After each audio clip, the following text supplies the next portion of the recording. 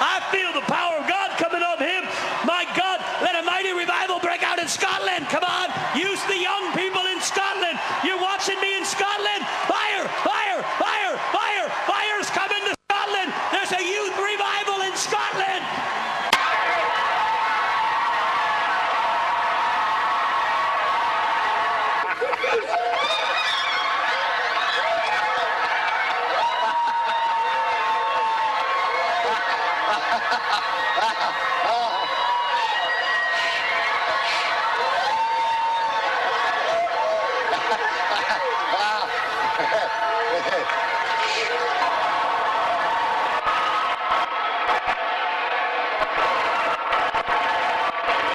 Niche says his goal is to create a new man, one who is happily mindless.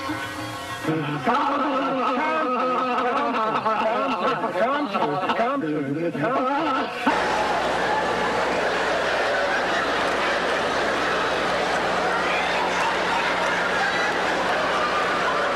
the creation of the Rajneesh ideal, the mindless man. Some of the people, they like they go into a trance. They lose all connection.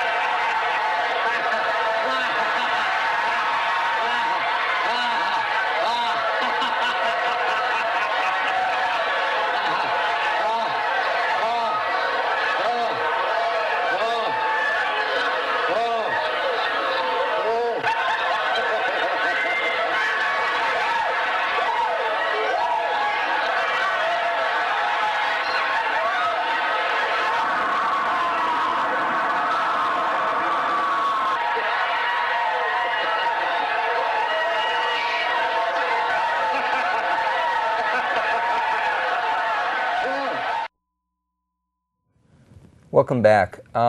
In the middle of that 6-minute clip, there was a guy with tattoos. He was saying, the fire's going to Scotland. He was shaking up and down with the other guy from Scotland shaking up and down.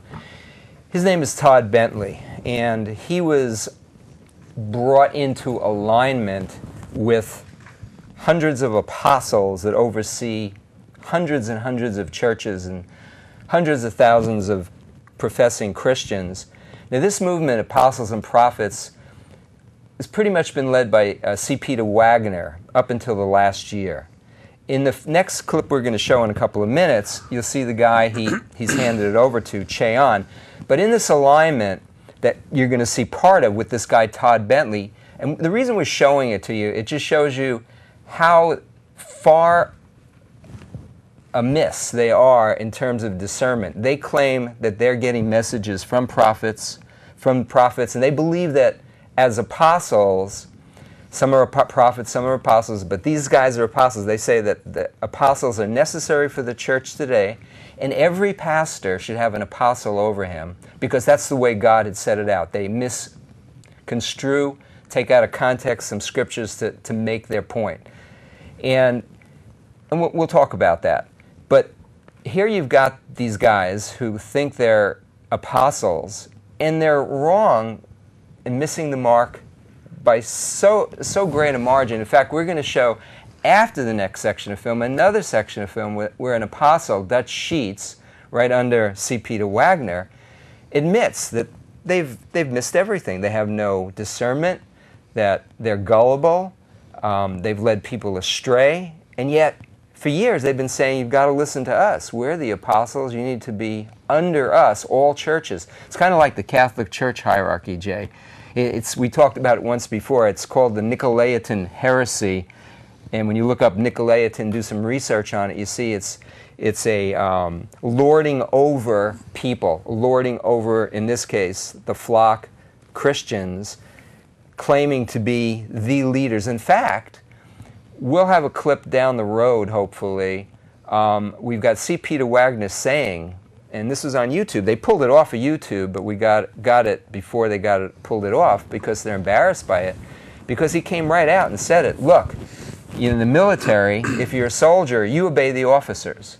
Now, if you're in a church, you're supposed to be obeying the apostles and the prophets. Us.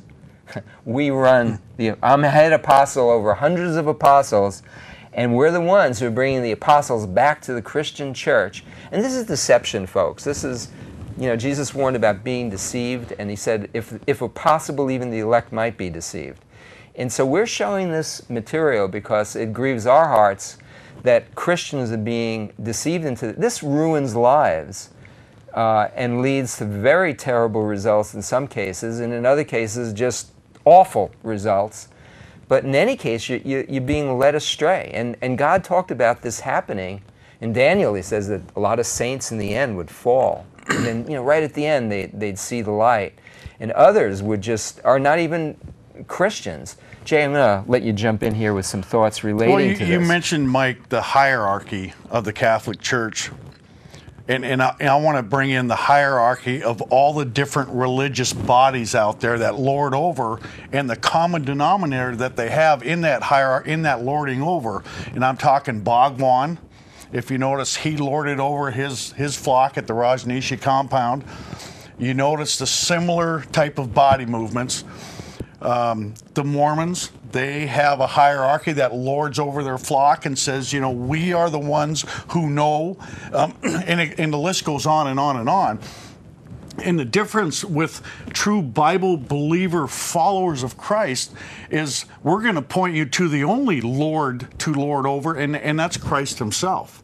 We're not here to lord over no one. We're here to sound the warning, to make sure that we warn people of all the deceptions and falsenesses out there, and at the same time tell them to go to him, the real Lord, instead of coming to us and lording over. Or any good pastor will say, check what I'm saying against the Word of God and come talk to me if I've missed it, because we're all fallible. And don't forget, the Hindus, Dalai Lama. I mean, the list goes on and on and on of those that lord over and say they have the knowledge, the way.